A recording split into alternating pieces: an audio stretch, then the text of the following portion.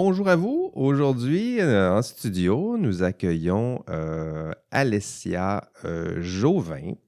Alessia a étudié, elle faisait à l'époque son bac en informatique. C'était à l'automne 2014. Alessia, nous ne nous sommes jamais vus parce qu'Alessia faisait son cours à l'époque à distance. Puis, récemment, j'ai fait un appel à tous. Là, je me cherchais des professionnels, des gens là, qui exerçaient déjà la profession, qui voulaient bien participer à ce podcast, partager leurs expériences avec les étudiants. Puis Alessia a toujours répondu rapidement à mon courriel. Alessia, je cherchais son nom dans mes listes d'étudiants, puis j'avais pas d'Alessia. Je me trompe, Alessia? Non, c'est bien exact. Donc, il s'est passé quelque chose d'assez extraordinaire, je dirais, depuis l'automne 2014, ce qui explique pourquoi Alessia est Alessia aujourd'hui. Alors, on va d'abord parler de ça, là, parce qu'il y a un éléphant dans la pièce, il faut le pointer du doigt un peu. Puis après ça, on parlera de nos thèmes de l'éthique au travail. Mais d'abord, Alessia, que s'est-il passé depuis Donc, 2014? depuis l'automne 2014, j'ai fait mon coming out en tant que femme trans. Bon. Donc, ça fait en fait environ 1 an là, que je m'affirme réellement dans mon genre avec la société, avec le travail, avec tout le monde en fait. Ben oui. Et puis, j'irais à dire que ça a été la meilleure décision que j'ai pu prendre dans ma vie. Donc, ça m'a apporté un bien-être incomparable. D'avoir la chance de pouvoir vivre en étant soi-même, ça n'a pas de prix. Là. Ça doit être un poids immense sur les épaules là, de traîner Oui. ça j'imagine pendant plusieurs années. Oui, donc on parle d'environ... Ça fait environ là, 15 ans là, avant même. Que tu traînais ce poids-là sur tes épaules. Exactement. Donc, tu l'as traîné pendant ton bac aussi. Exact. Pendant mon bac, pendant même le début de ma carrière professionnelle. Et puis, à un certain point, bon, j'ai eu un déclic qui s'est fait. Là. Je me suis avoué que ça allait pas bien et que là, il fallait que j'aille au fond des choses. Donc, c'est à ce moment-là que j'ai consulté. Et puis, depuis ce temps-là, ça a été un énorme poids qui s'enlève de mes épaules. Et j'ai eu la chance, d'avoir une famille puis des amis qui sont formidables, qui m'ont accepté tout de suite. Donc... Puis tu disais que ça allait pas bien au boulot. C'était quoi dans ton attitude, ta façon d'aborder le travail, ta relation avec le travail? En fait, il y avait un peu ma relation avec le travail, la relation que j'avais avec mes collègues de travail aussi. J'étais très renfermé, tu sais, les écouteurs sur la tête, musique toute la journée, puis on évite... L'isolement, tranquillement, tu t'es isolé, puis c'était difficile dans les relations avec tes Exact, là, jusqu'à un point où là, c'est mes patrons qui ont décidé de me rencontrer pour me demander si ça allait, parce que là, même eux commençaient à s'inquiéter. OK. Et c'est là que le déclic s'est fait, en fait. Que ça a vraiment commencé à me faire réfléchir. Et puis... Puis t'as fait la transition comment? T'es arrivé comme ça au boulot ou en fait, l'emploi que j'occupais à l'époque, donc je travaillais chez CGI à Sherbrooke. OK.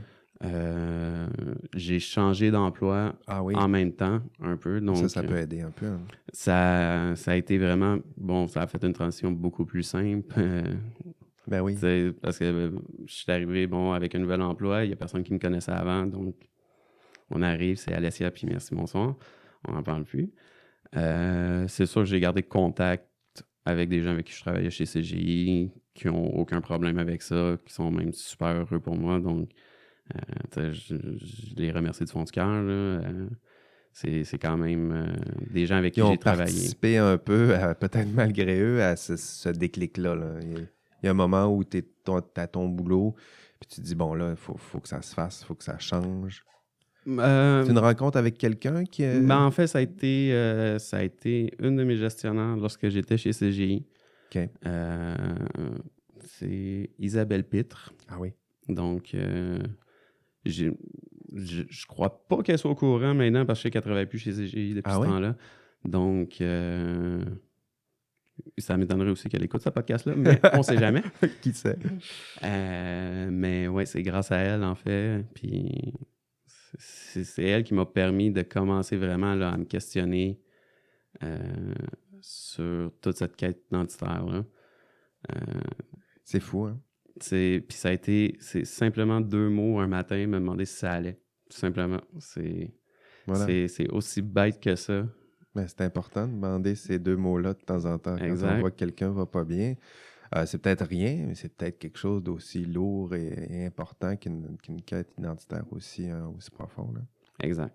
Donc, tu es parti de CGI, puis tu es allé vers quel employeur? Je travaille présentement chez LogMeIn. LogMeIn. Oui, exactement. C'est ici à Québec? C'est ici à Québec. Donc, nos bureaux sont au centre-ville.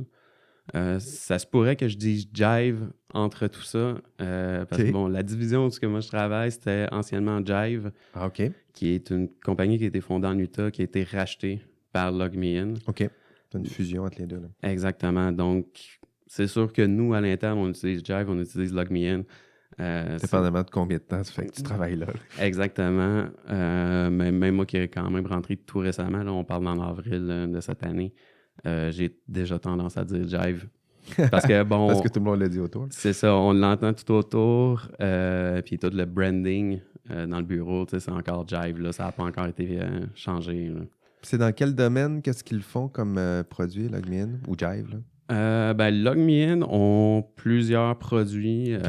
On parle notamment des solutions de communication, visioconférence, ainsi de suite, téléphonie IP. Ils ont aussi, je pense, le logiciel que la plupart des gens vont connaître, ça va être LastPass. Donc, on parle d'un gestionnaire de mots de passe. Gestionnaire de mots de passe, oui. Exactement. Donc, c'est un produit qui a été racheté, ça aussi, par LogMeIn. OK.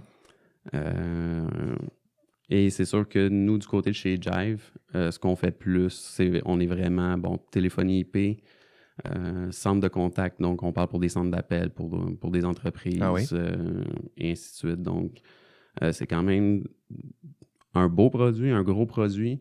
L'offre, c'est un où il n'y a pas énormément de compétition. OK.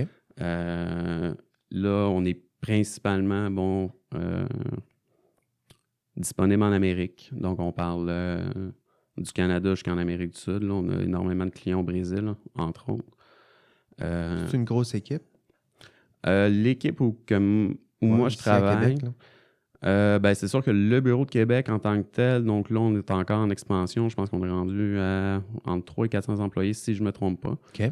L'équipe de laquelle je fais partie, donc on parle Reporting and Analytics, qui produit notamment des rapports pour que les décideurs des entreprises qui utilisent le produit peuvent visualiser un peu genre ce qui se passe avec leur centre d'appel. Ça, on est quand même une petite équipe, là, entre 5 et 7 personnes. Et la plupart des équipes chez Jive fonctionnent comme ça.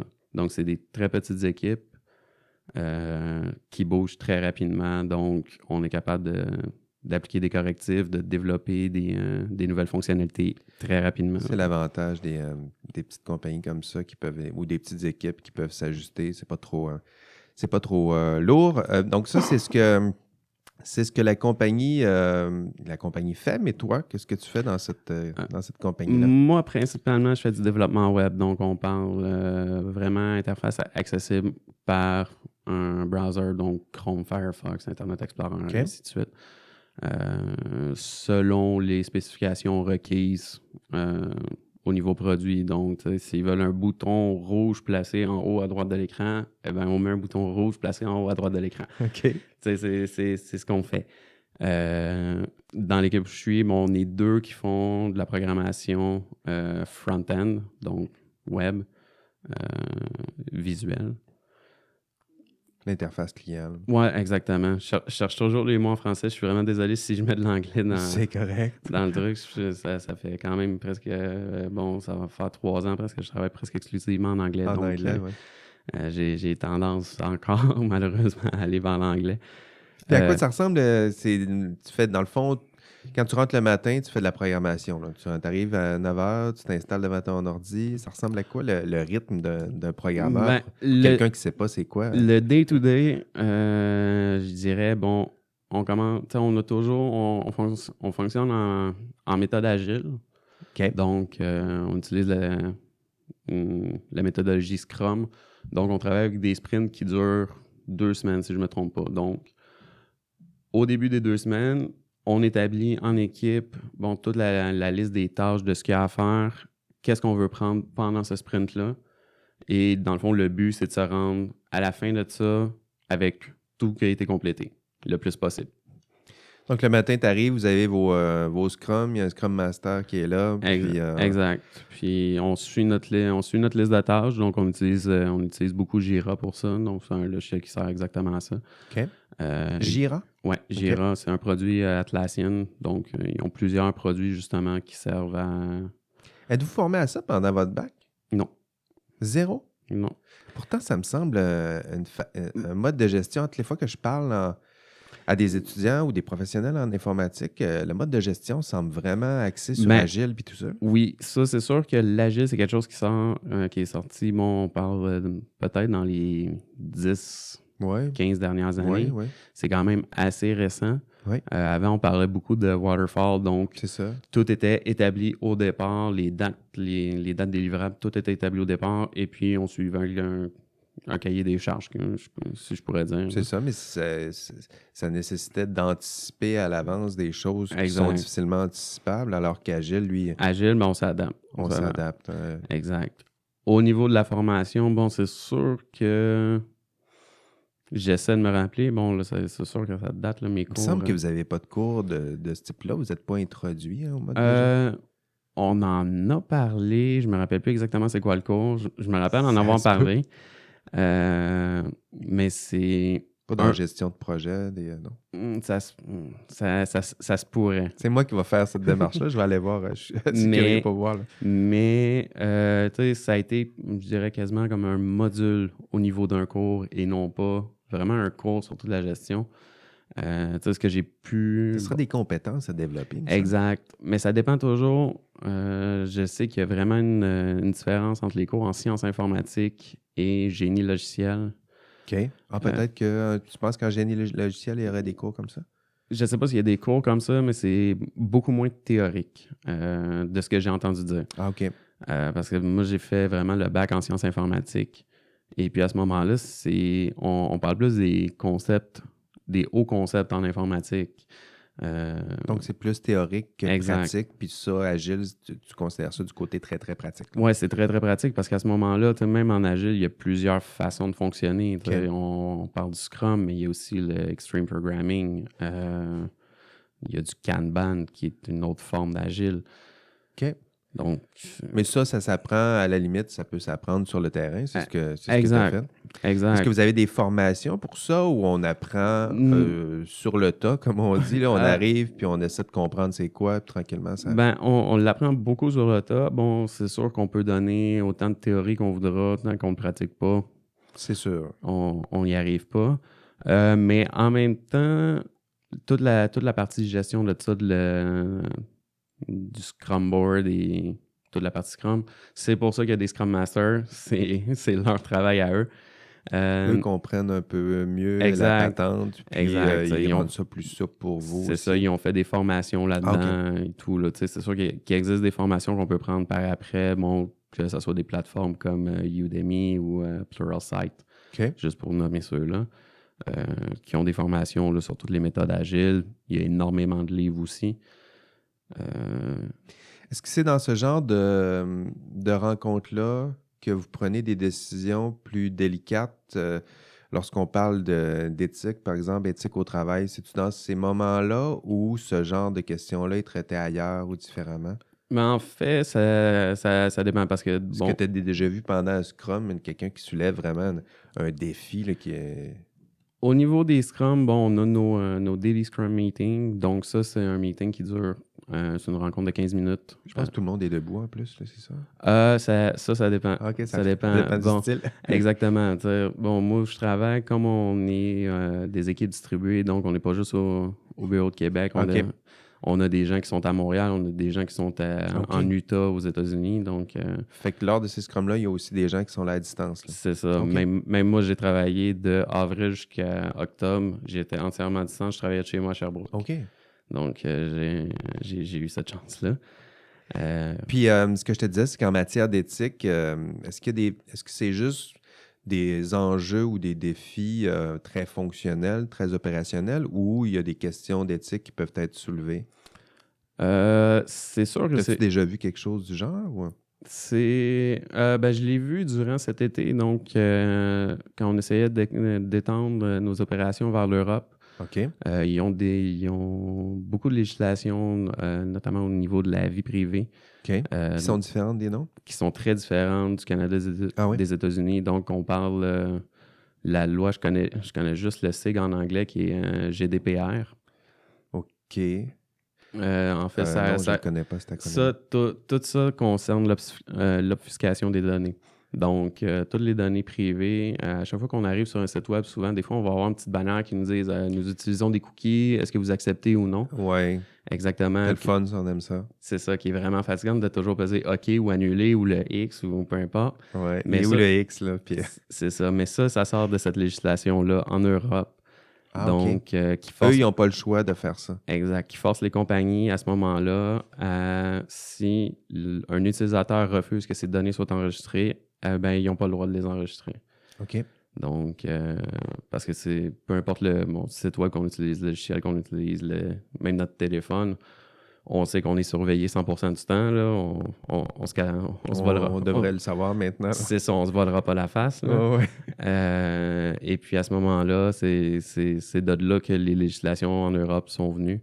Puis pendant les scrums, il y a quelqu'un qui peut soulever un enjeu qui ressemble à ça. Comment qu'on gère? Ce qui arrive, c'est que dans nos rencontres, nos rencontres qu'on a tous les jours, ça c'est plus le qu'est-ce qu'on a fait hier, qu'est-ce qu'on fait aujourd'hui, et ainsi de suite. C'est juste vraiment... Ça, c'est plus opérationnel. Exact. C'est juste un petit touch point pour savoir qui fait quoi en ce moment. Ensuite, on a toutes les séances de refinement ou grooming. Ça, dans le fond, on a des tâches à accomplir, donc des nouvelles fonctionnalités à développer ou un nouveau rapport à produire ou quoi que ce soit.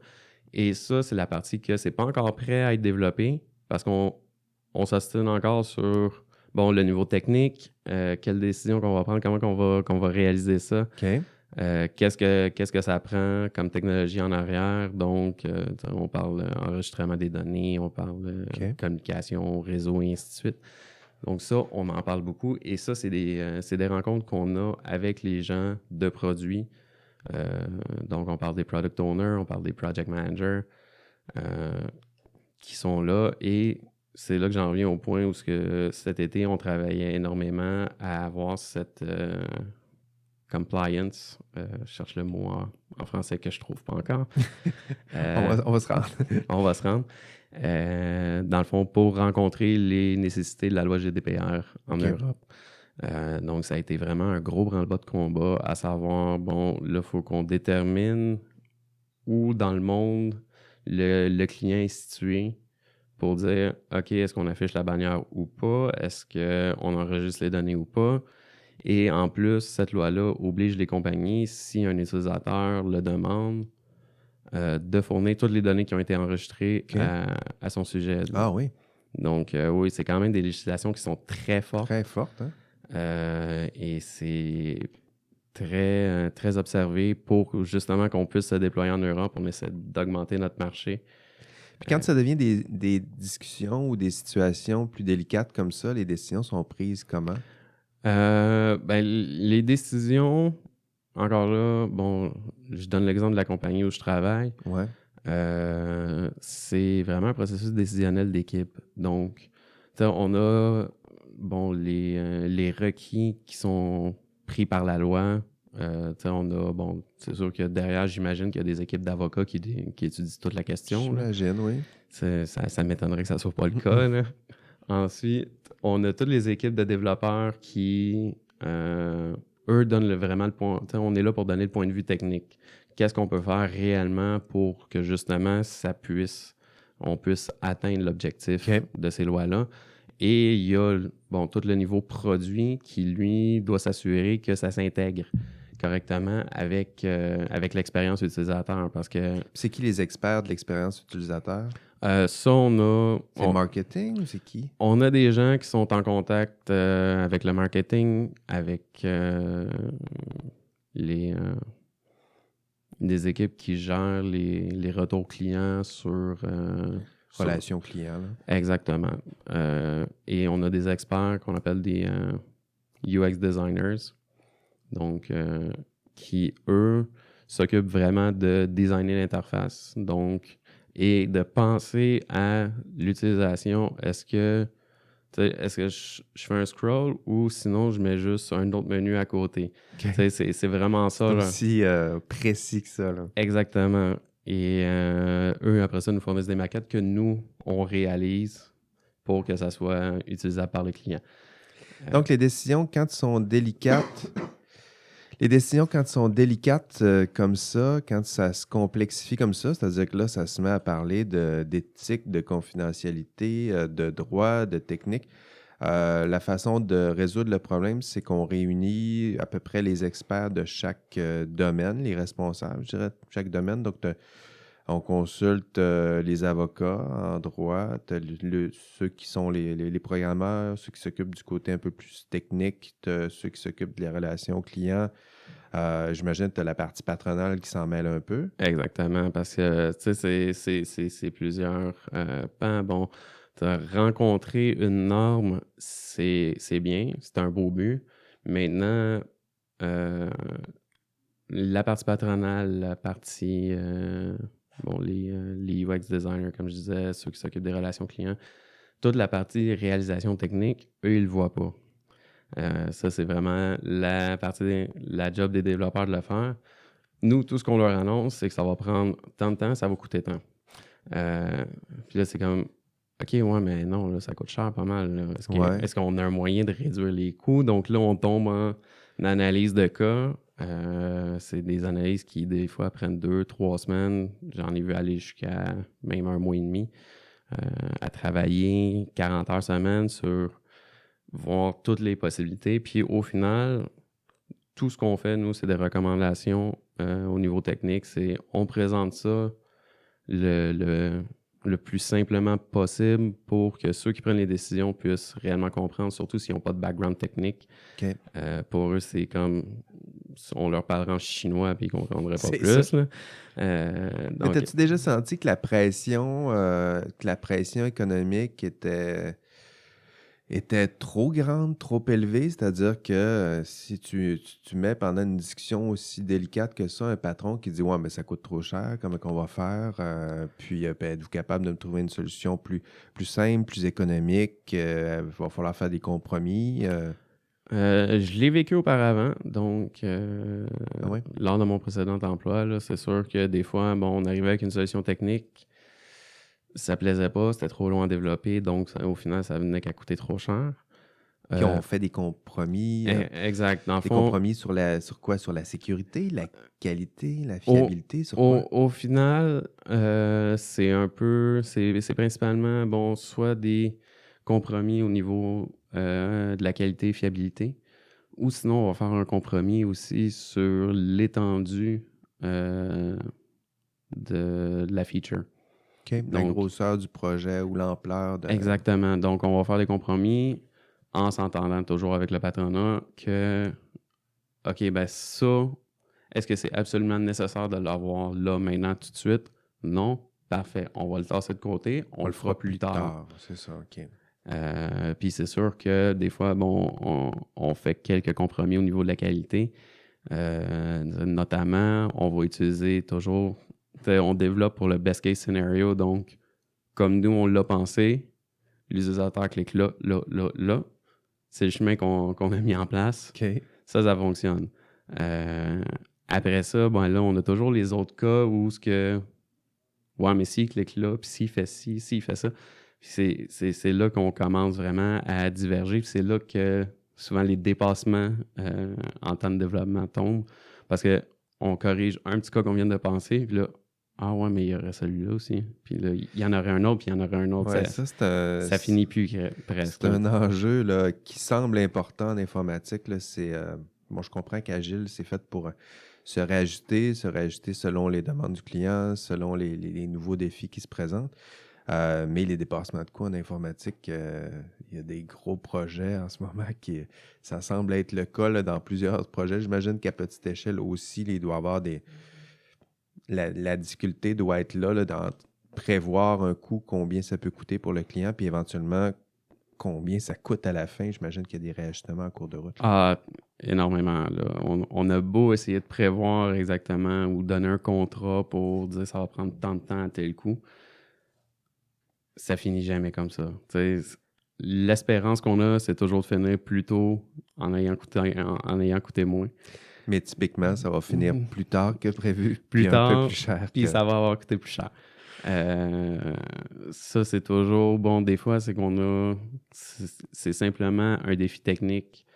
On a des limitations au niveau technologique qui ne nous permettent pas de donner le temps de réponse voulu. Il voudrait que ça réponde en 1 milliseconde. Le mieux qu'on peut faire, c'est 50. Puis en matière de pouvoir, comment tu le sens quand il y a tantôt on disait, bon, il y a une décision qui va être prise, tu as des avocats, tu as la partie patronale, tu as des gens qui s'occupent des relations clients, tout ça. Tu as les programmeurs, donc ceux qui connaissent vraiment la structure technique de tout ça. Le poids, quand toi, tu parles au moment où il y a des décisions délicates comme ça, est-ce que tu as l'impression que ta parole est suffisamment bien reconnue ou, tu sais, si je la compare à l'avocat, par exemple, un avocat, quand ça parle, c'est rare que la partie patronale va contester ça. Est-ce que tu as l'impression que l'expertise que tu as est aussi respectée que l'autre? Oui. Ben, la compagnie où je suis en ce moment, oui. OK. Ça, je peux l'avouer. Là. On a toute la partie qui est plus business, marketing. Ils savent qu'ils n'ont pas l'expertise technique. Donc, ils se reposent sur nous pour justement que nous, on fournisse l'expertise technique. C'est vraiment là notre rôle. Et quand on dit quelque chose, ils nous écoutent. C'est toujours pris en considération. C'est sûr qu'on va avoir tendance, des fois, à tomber dans le trou technologique où ce que là, les gens de technologie vont comprendre. Puis les autres. Les autres ne comprennent pas du tout. Donc, c'est sûr qu'on a aussi des team leads qui, eux, servent vraiment à faire le pont. Entre la technique puis la communication. Exactement. Des fois, ils vont juste simplifier le truc, ils vont le réexpliquer dans d'autres mots, puis là, ils vont faire « Ah, OK, on a compris. » Mais c'est normal, c'est pas un défi propre à l'informatique. Je me mets à la place d'un ingénieur. Je pense il y a des bouts que... C'est dans n'importe quel. Je peux pas te donner un cours de génie mécanique non plus. Exact. À un moment donné, tu dois te fier un peu à moi. Là. Je connais un peu la patente, là, puis tu dois un peu te fier à ce que je sois compétent. Justement, en matière de compétences, est-ce que là, tu en as vu plusieurs, là, des programmeurs, des gens qui font un peu ce que tu fais? Est-ce que, étant donné qu'il y en a là, qui se forment, c'est pas tout le monde qui se forme à l'université, là, en termes d'homogénéité, là, de compétences des gens qui t'entourent, puis de personnalité aussi, je dirais. Là, j'imagine qu'il y a quelqu'un qui se forme par lui-même, peut être très compétent, mais à quoi ça ressemble, cette communauté-là? Est-ce qu'il y a une forme d'homogénéité? Est-ce que ça varie beaucoup en compétences ou non? Ben, il y a des variances en compétences. C'est sûr que ça reste quand même un milieu où on doit être un peu autodidacte. On a beau essayer de suivre toutes les formations qui existent, que ce soit en université ou même au cégep. Ça donne pas le pouls pour la réelle utilisation qu'on va en faire en entreprise. Puis il y en a qui arrivent de tous les milieux. J'ai travaillé avec des gens qui avaient des high school dropouts, là, littéralement. Oui. J'ai travaillé avec des gens qui sortaient de l'université. Il y a moi-même qui sors de l'université. J'arrive avec un certain bagage. Les gens du cégep, ça sort avec une autre vision. Donc, c'est sûr qu'il y a quand même Une diversité, je une me grosse diversité au niveau des compétences, des connaissances. C'est sûr que en entreprise, par exemple, ça tourne toujours au même niveau. Tu sais, les technologies, quand on tombe dans les grosses entreprises, donc tu sais, on va parler de CGI, bon, LogMeIn où je travaille, ou bien Microsoft, Ouais. Google, Apple, Facebook, ainsi de suite. Les technologies suivent le marché, donc ça revient toujours un peu au même. C'est quelque chose qui se renouvelle à presque tous les 5 ans. L'informatique, malheureusement un milieu qui bouge très rapidement. Ben, Donc, c'est sûr. des compétences de quelque chose qu'on a appris il y a 5 ans, aujourd'hui, c'est presque plus applicable. Rapidement, là, c'est vétuste, là. Mais d'où l'importance de s'assurer que tout le monde est suffisamment bien formé, compétent. Parce que ce qu'on voit venir en même temps, en ce moment, c'est-à-dire que il y a beaucoup de demandes, là. Des programmeurs, on en a besoin à la pelletée. Dans un contexte où on a besoin de beaucoup, ça se peut qu'on se retrouve aussi avec pas toujours des gens Ouais, ben, compétents dans des structures qui sont hyper cruciales, non? exact. Mais c'est. Là, je peux pas parler pour toutes les compagnies, là, mais au niveau de mon expérience personnelle, à chaque fois qu'un bout de code est produit, il y a toujours quelqu'un qui repasse derrière qui le vérifie. Donc, on a cette assurance-là un peu qu'on se vérifie tous entre nous. OK. Euh, on n'a pas toutes les mêmes façons de programmer. J'ai eu plusieurs Discord avec plusieurs personnes justement à ce niveau-là parce que moi j'ai ma façon de faire, il y en a d'autres qui ont leur façon de faire. Puis c'est correct aussi. Des fois on arrive à des compromis là-dessus. Euh, Mais il y a quand même une sécurité qui est là. Vous vérifiez entre vous. On exact. s'assure que même si on se pense compétent, il y a nécessairement quelqu'un à côté qui va vérifier si ça répond aussi à ses standards en matière de E- e- compétences. Exactement. Puis il y a aussi bon, les standards de compagnie qui sont toujours établis, qui sont toujours consultables lorsqu'on travaille. Euh, donc, c'est sûr que malgré le grand éventail de compétences qui existent, on a quand même les moyens de pouvoir se dire OK, ce que tu as fait, c'est pas mauvais, mais ça pourrait être franchement mieux. Ben, j'imagine qu'il doit y avoir de belles discussions Ouais, bien houleuses là, quand ce genre de questions-là des, est soulevé, là. des fois, ça dépend aussi de la grosseur des équipes. C'est sûr. Plus les équipes sont grosses, plus les gens ont tendance à un peu travailler dans leur coin, moins communiquer. Ça demande une certaine confiance là, pour dire je pense que regarde mon code, je pense qu'il est bon, mais je suis pas sûr. Donc, tu Ben, exposes un peu tes failles, tes faiblesses. exact, mais moi, je le vois plus comme une façon d'apprendre. Ben oui. Parce que si, bon, il y a quelque chose que je connaissais pas, je l'ai fait d'une certaine manière, parce que c'est ce que je savais.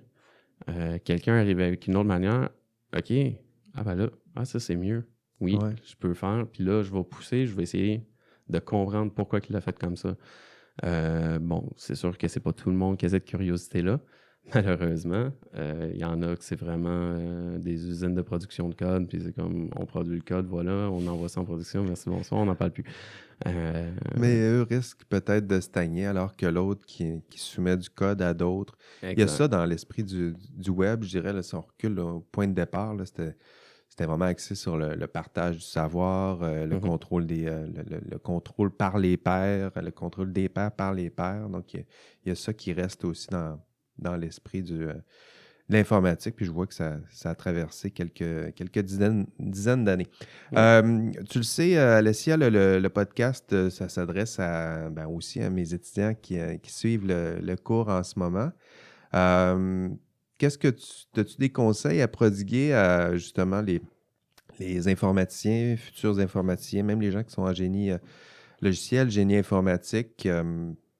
Quels conseils tu leur donnerais peut-être sur leur formation en ce moment, puis peut-être sur où ils s'en vont éventuellement, un conseil je sais pas, sur l'exercice de la profession?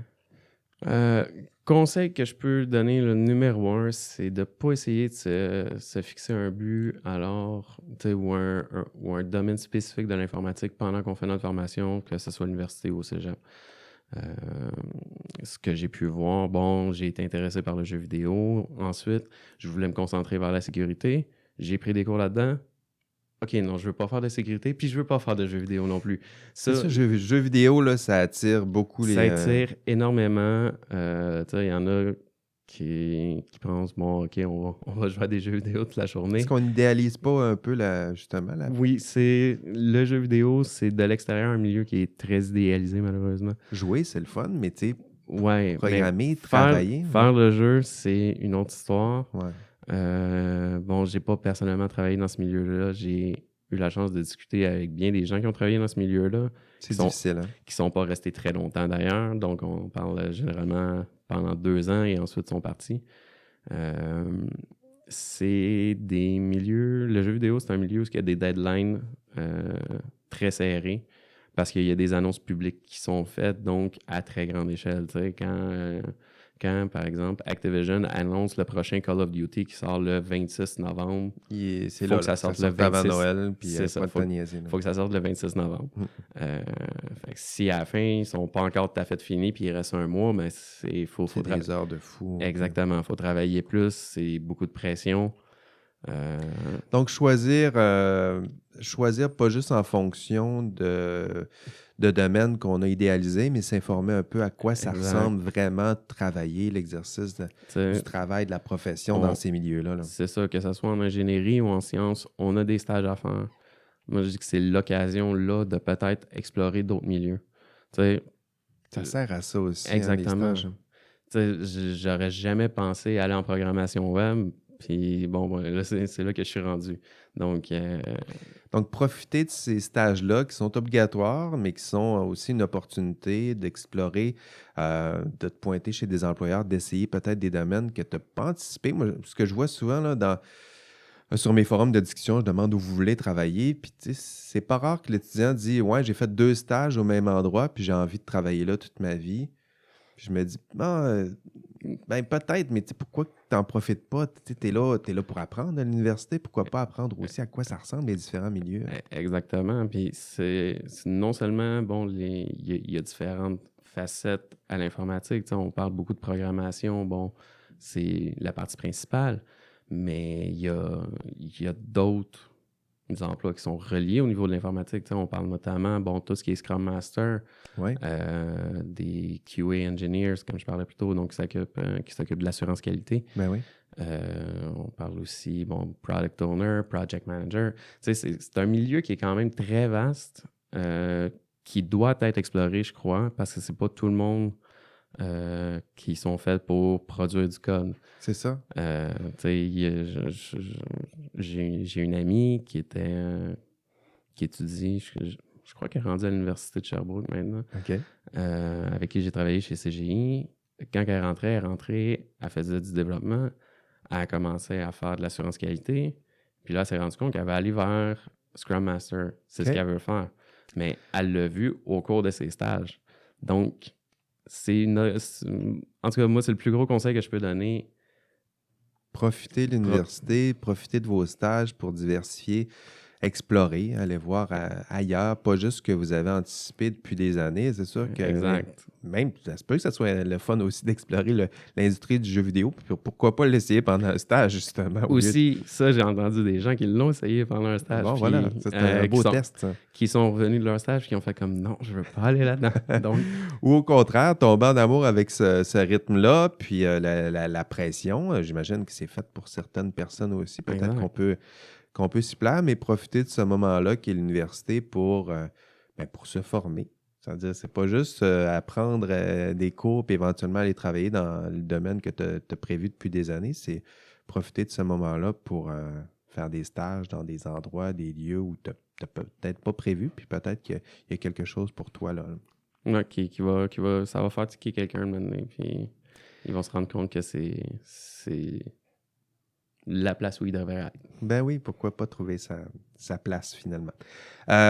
Alessia, qu'est-ce qui t'attend? C'est une question que j'aime bien poser à mes étudiants que je rencontre dans ces podcasts. Tu as fait un bon bout de cheminement, autant personnel que professionnel. Qu'est-ce qui t'attend Je dirais, dans 10 ans, là, tu t'imagines où, là? Ben c'est sûr que bon, mon but, c'est de me rendre vers Royaume-Uni, donc Angleterre. Ah, Royaume-Uni, on veut partir Ouais, de Québec, on veut pourquoi partir du pas? Canada, on veut partir du Québec. Pourquoi? Pourquoi le Royaume-Uni? Qu'est-ce qui se passe là? Je suis tombé en amour avec ce pays-là. En voyageant? Ouais, ben j'ai été 2 fois à Londres. Les 2 fois, j'ai trippé et C'est é- beau, hein? étrangement, ça a été aussi un endroit où je me suis senti chez moi immédiatement. C'est vrai? J'avais l'impression que c'est là que je devais être. Donc, euh, depuis bon, un certain moment, là, je parle des 5 dernières années, chaque chose que je fais, chaque étape que je prends, c'est dans ce but-là ultime. Là, j'essaie de me rapprocher de mon but. C'est trippant. Ça fait du sens, ça. Exactement. C'est. Bon, idéalement, j'aimerais y être dans 10 ans, même peut-être avant. Bon, là, c'est sûr, j'ai certaines contraintes. Il faut trouver de l'emploi. J'ai un parcours professionnel qui a quand même débuté sur le tard, là, je dois l'avouer. J'ai bon, pris plus de temps dans mes études. Ouais, pourquoi pas? Exact. Donc, c'est sûr que j'ai peut-être pas l'expérience.